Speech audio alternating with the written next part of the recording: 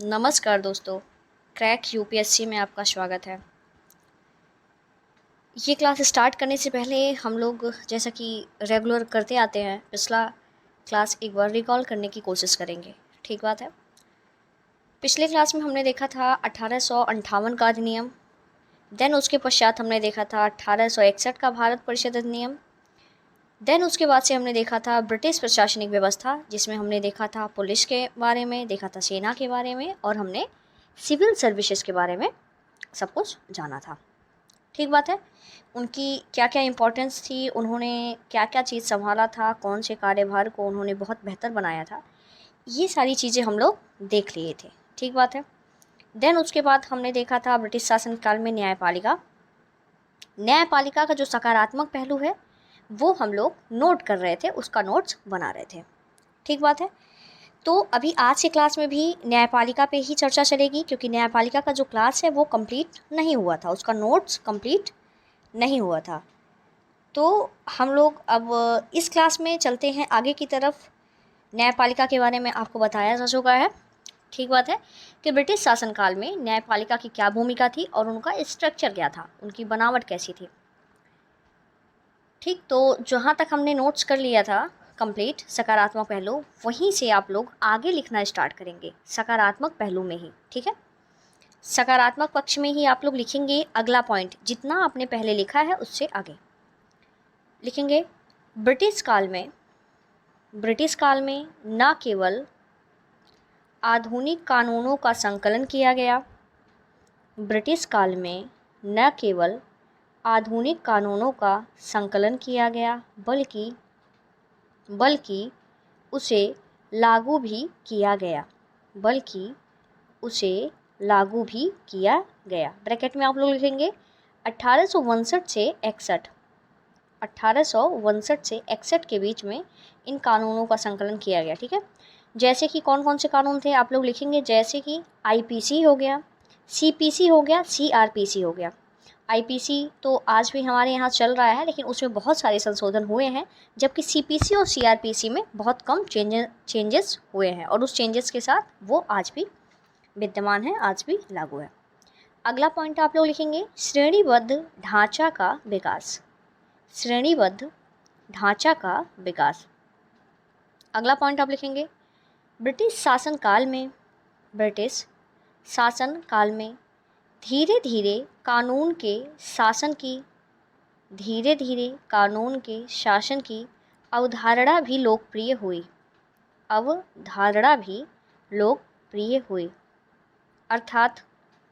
अर्थात व्यवस्थाओं का संचालन कानूनों के द्वारा होगा, न कि व्यक्ति एवं शासन की मर्जी से। ठीक बात है। अब आप लोग अगला पॉइंट इसमें लिखेंगे कानून के समक्ष समानता,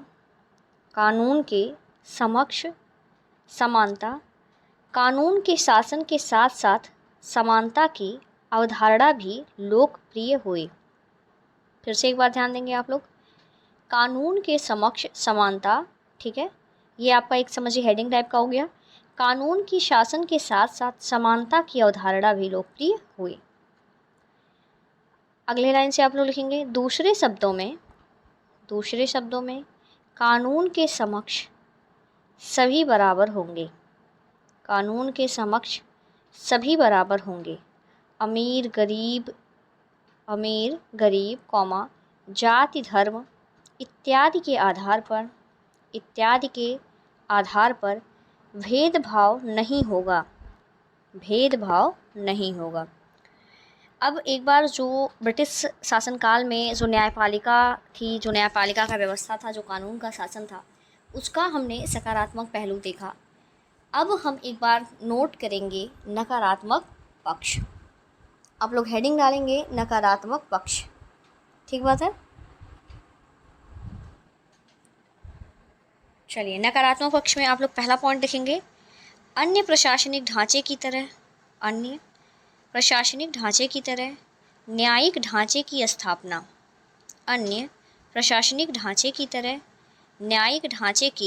स्थापना का मुख्य का मुख्य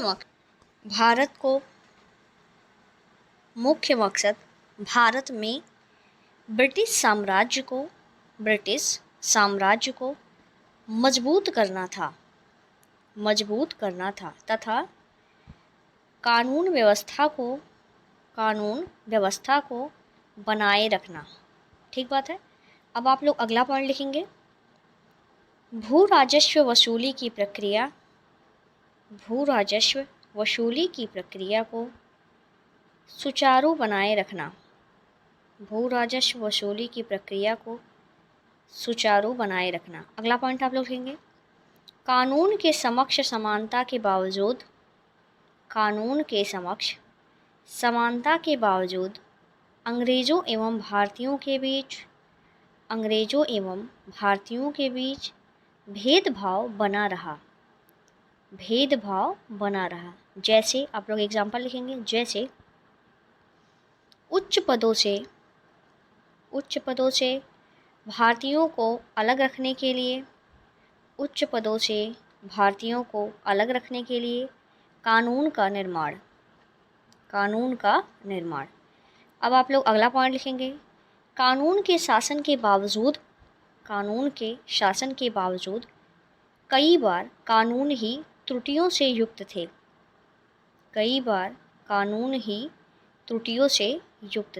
अब आप लोग अगला पॉइंट लिखेंगे, सबसे महत्वपूर्ण आधुनिक कानून को समझना आज भी चुनौतीपूर्ण माना जाता है।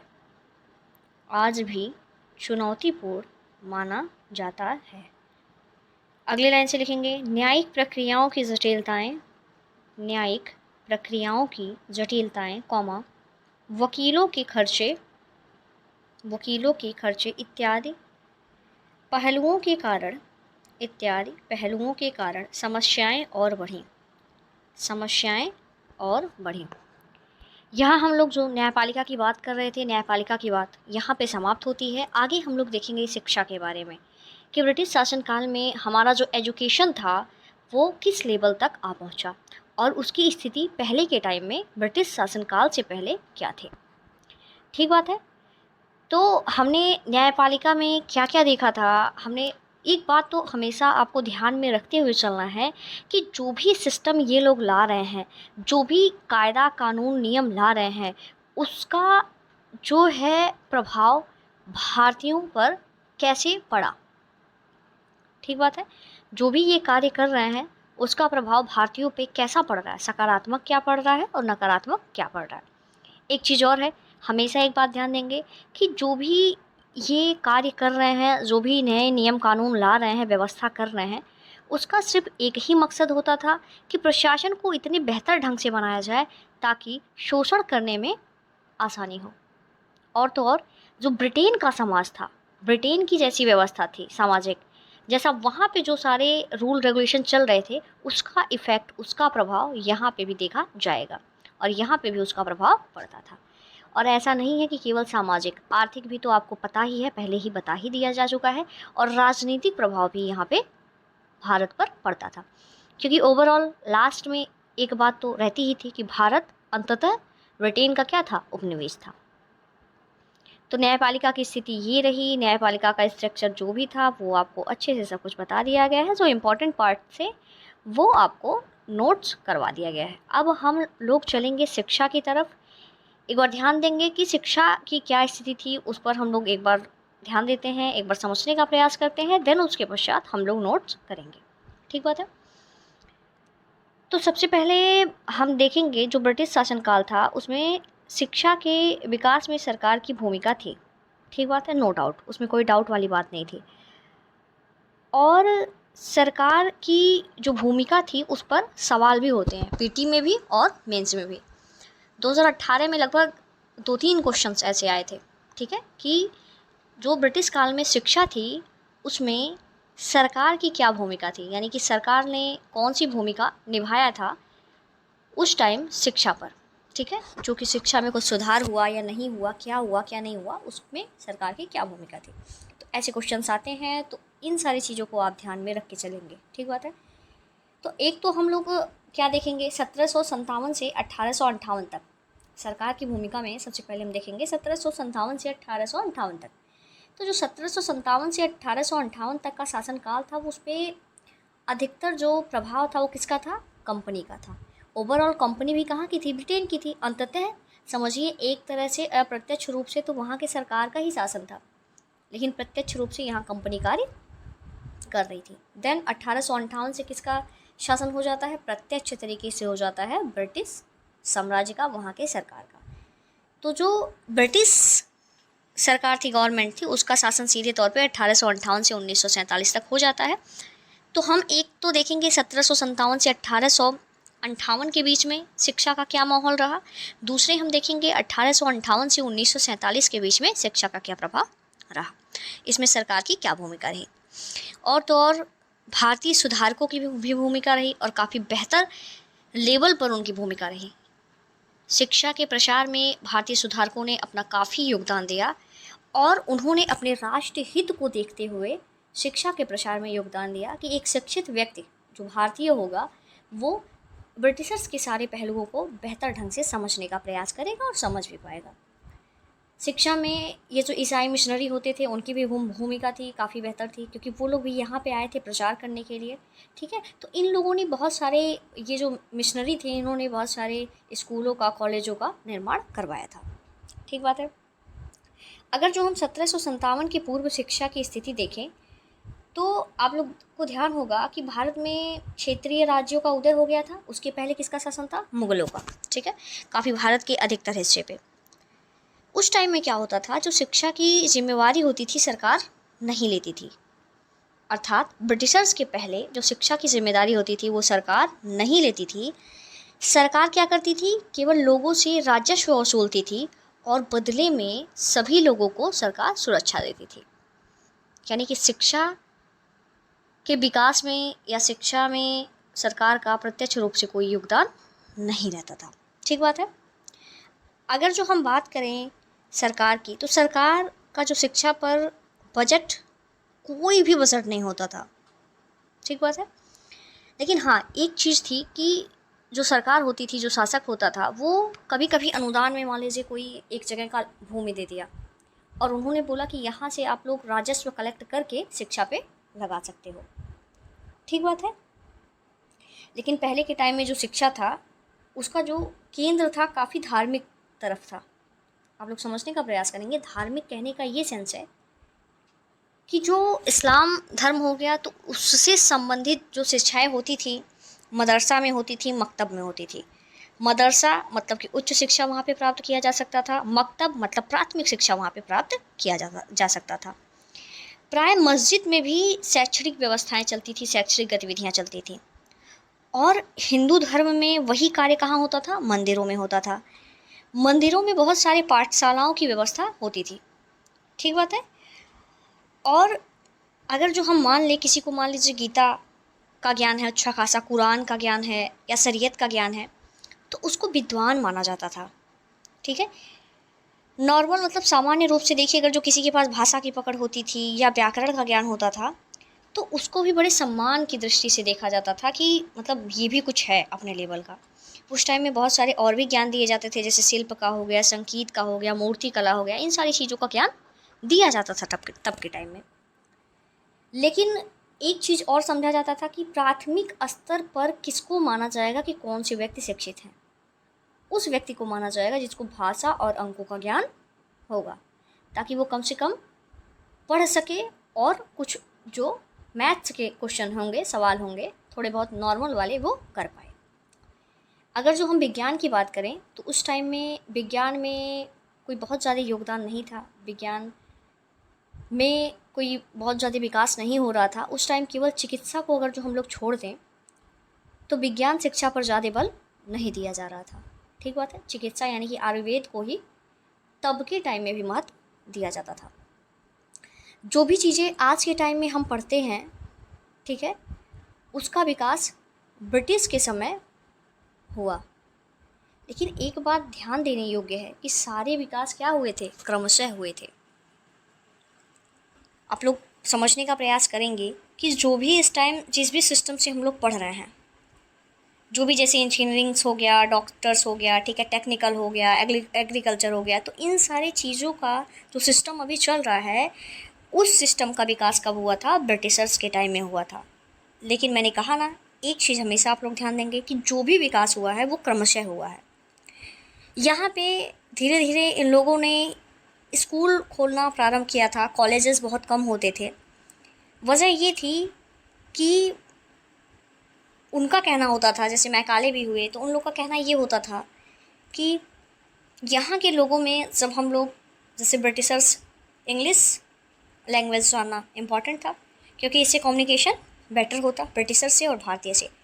तो वो लोगों का स्कूल खोलने का मकसद यही था कि जिससे वो लोग कम्युनिकेशन लेवल बेहतर बना सकें, इतना शिक्षा भारतीयों को दे पाएँ ताकि वो लोग जो इंग्लिश लैंग्वेज था उसमें थोड़ा सा सहज महसूस करें और उस चीज़ को समझ पाएँ।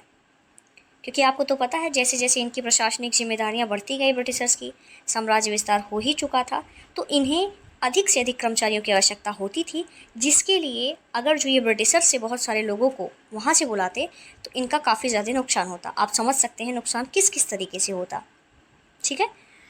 तो इन लोगों ने शुरू किया भारतीयों को ही उस लेवल का बनाना, और उनका मकसद ये भी था कि भारतीयों को ऐसी शिक्षा दी जाए ताकि वो अपने आप को अलग महसूस करें कि हम भारतीय नहीं हैं, ठीक है, भारतीयों से अलग महसूस करें, और तो और वे हमारा नकल करें, यानी कि ब्रिटिशर्स का नकल करें, और वहाँ के उत्पादों का अच्छे तरीके से इस्तेमाल यानी कि उपयोग करना सीख जाएं, और उनके लिए राष्ट्र के लिए कोई ज़्यादा भावना ना रह जाए। तो ये सारे मकसद के साथ इन लोगों ने बहुत सारे स्कूल का व्यवस्था किया और बहुत सारे स्कूल हुए। कॉलेजेस बहुत कम होते थे। जैसे जैसे स्कूल की संख्या बढ़ी, लोग, भारतीय लोग भी शिक्षित होने लगे और वो भी कर्मचारी के पद पे कार्य करने लगे। देन उसके पश्चात जैसे जैसे वक्त बीतता गया, ब्रिटिशर्स भी यहाँ पे रहने लगे, तो उनका भी अपना परिवार होता था, वो भी लंबे टाइम के लिए यहाँ पे रहते थे, तो उनके भी बच्चों को शिक्षा देना अनिवार्य था। तो इस बिहाफ पे, इस वजह से यहाँ पे ब्रिटिशर्स ने कॉलेजों का भी व्यवस्था करना स्टार्ट किया। लेकिन कॉलेज का व्यवस्था तो हुआ, जैसे टेक्निकल कॉलेज हो गए, इंजीनियरिंग कॉलेज हो गए, एग्रीकल्चर कॉलेज हो गए, तो इन सब कॉलेजों का व्यवस्था तो किया गया, लेकिन उसमें कौन पढ़ता था? ब्रिटिशर्स पढ़ते थे। हालांकि ऐसा कोई मना ही नहीं था कि भारतीय नहीं पढ़ सकते थे, लेकिन ऐसा सिस्टम वो लोग बना के रखते थे कि भारतीयों को एक बार पूछने में भी संकोच होता था कि क्या हम भी प्रवेश कर सकते हैं कि नहीं। ऐसा माहौल उन्होंने बना के रखा था, ठीक बात है। तो ये सारी चीज़ें आप लोग ध्यान में रख के चलेंगे। और एक बात और ध्यान में रखेंगे कि पहले के टाइम में, ब्रिटिशर्स के पहले, शिक्षा से कोई अगर जो मान लीजिए शिक्षा दे रहा है और वो फीस ले, तो उसको अच्छा नहीं माना जाता था। शुल्क लेना अच्छी बात नहीं मानी जाती थी, ठीक बात है। तो इसीलिए कहीं ना कहीं हमारे यहाँ जो शिक्षा है उसको एक सम्मान की दृष्टि से आज भी देखा जाता है, क्योंकि वो जो विरासत में हमें चीज़ें मिली हैं ना, उसकी झलक आज भी विद्यमान है। एक बात और ध्यान रखेंगे, जब यहाँ पे स्कूल का व्यवस्था हुआ, स्कूली शिक्षा भारतीयों को दिया जाने लगा, जिस टाइम विज्ञान का विकास यहाँ पे नहीं हुआ था, उस टाइम ब्रिटेन में विज्ञान पे बहुत सारे शिक्षाएं, व्यवस्थाएं चल रही थी और बहुत सारे एक्सपेरिमेंट किए जा रहे थे, ठीक है। जैसे केपलर, कोपरनिकस, न्यूटन, गैलीलियो, इन सब का, जिन देश के ये लोग होते थे वहाँ पे तो झड़प चल रही होती थी कि क्या सही क्या गलत। लेकिन ब्रिटेन में इन सब की अच्छे से क्या होती थी? प्रैक्टिस की जा रही थी कि इन लोगों ने जो थ्योरी दिया, जो सिद्धांत दिया, ठीक है, उन सब चीज़ों की चर्चा होती थी वहाँ पे, उन सब चीज़ों का, ठीक है, एजुकेशन मिल रहा था। तो विज्ञान की बहुत अच्छी खासी विकास वहाँ पे शुरू हो चुकी थी और बेहतर ढंग से हो रही थी, जो कि यहाँ पे नहीं थी। विज्ञान के बारे में उतना ज़्यादा बल ये लोग पढ़ाई पे नहीं देते थे, उस पर ये लोग उतना ज़्यादा प्रभावी ढंग से कार्य नहीं कर पा रहे थे, ठीक बात है। तो ये सारी चीज़ें थी शिक्षा के बारे में। आगे हम लोग अब नोट करेंगे शिक्षा को लेके, ठीक है, कि ब्रिटिश काल में शिक्षा की व्यवस्था कैसी थी। अब आप लोग हेडिंग डालेंगे, ब्रिटिश काल में भारत में शिक्षा। ब्रिटिश काल में भारत में शिक्षा, हम लोग देखेंगे कि किस किस ने योगदान दिया शिक्षा में ब्रिटिश काल में। पहले नंबर पे लिखेंगे सरकारी प्रयास, ब्रैकेट में लिखेंगे 1757 से 1858, 1757 से 1858। दूसरे नंबर पे लिखेंगे सरकारी प्रयास, दूसरे नंबर पे भी रहेगा, इसकी टाइमिंग रहेगी 1858 से 1947। तीसरे नंबर पे आप लोग लिखेंगे भारतीय सुधारकों की भूमिका, भारतीय सुधारकों की भूमिका तथा राष्ट्रीय आंदोलन के दौरान शिक्षा। राष्ट्रीय आंदोलन के दौरान शिक्षा। चौथे नंबर पे लिखेंगे मिशनरियों की भूमिका। मिशनरियों की भूमिका, ठीक बात है। तो अगले क्लास में हम जानने का प्रयास करेंगे कि इन लोगों ने कौन कौन से योगदान दिए थे, यानी कि जो सरकारी प्रयास 1757 से 1858 तक हुआ, उस बीच में किस लेवल तक का शिक्षा का विकास हुआ, और दूसरा जो सरकारी प्रयास रहा 1858 से 1947 तक, उस टाइम पीरियड में कौन कौन से विकास हुए, कौन कौन से शिक्षण संस्थानों की स्थापना हुई। देन उसके बाद से हम देखेंगे भारतीय सुधारकों की क्या योगदान रहे, कौन कौन से योगदान उन्होंने दिया शिक्षा के प्रसार में, शिक्षा के बढ़ावा में। और देन उसके बाद पश्चात हम लोग देखेंगे कि मिशनरियों की भूमिका क्या थी। ओवरऑल जो ईसाई मिशनरी थे उन लोगों ने भी बहुत सारे स्कूल कॉलेज की स्थापना की थी, तो उनसे भी यहाँ की शिक्षा पर प्रभाव पड़ा था। तो इन सारी चीज़ों के साथ आज का क्लास यहीं पे समाप्त होता है। अगला लेक्चर आपको मिल जाएगा, उसमें आप लोगों को शिक्षा से संबंधित जो नोट्स हैं वो प्रोवाइड किए जाएंगे, ठीक बात है। क्वेश्चन आप लोग नोट करेंगे, क्वेश्चन नोट कीजिए। ब्रिटिश शासनकाल के दौरान, ब्रिटिश शासनकाल के दौरान 1858 के अधिनियम में, 1858 के अधिनियम में परिवर्तन से अधिक निरंतरता के तत्व दिखाई पड़ते हैं। निरंतरता के तत्व दिखाई पड़ते हैं, स्पष्ट कीजिए, सुस्पष्ट कीजिए। एक बार फिर से ध्यान देंगे। ब्रिटिश शासनकाल के दौरान 1858 के अधिनियम में परिवर्तन से अधिक निरंतरता के तत्व दिखाई पड़ते हैं, सुस्पष्ट करें। सबसे पहले आप लोग क्वेश्चन को समझने का प्रयास करेंगे, उसको आसान बनाएंगे, अपने लैंग्वेज में समझेंगे, देन उसके पश्चात आप लोग आंसर राइटिंग करेंगे। इसमें जो भी आपको कहने का प्रयास किया जा रहा है, 1858 के बाद ब्रिटेन की सरकार के हाथ में शासन आ जाता है। देन जैसे ही वो अधिनियम स्टार्ट होता है, उसके बाद से जो सारे परिवर्तन हुए, बहुत ज़्यादा परिवर्तन नहीं हुए, लेकिन जो चीज़ें चल रही थी वो निरंतर चलती चली गई। जैसे कि हमारे यहाँ जो प्रशासनिक जो चेंजिंग आई, संवैधानिक जो विकास होता गया, उसको और गति मिला और वो निरंतर होता चला गया, ठीक है। तो उस चीज़ को आप समझते हुए आंसर राइटिंग करेंगे, ठीक। तो आज का क्लास यहीं समाप्त होता है। बहुत बहुत धन्यवाद।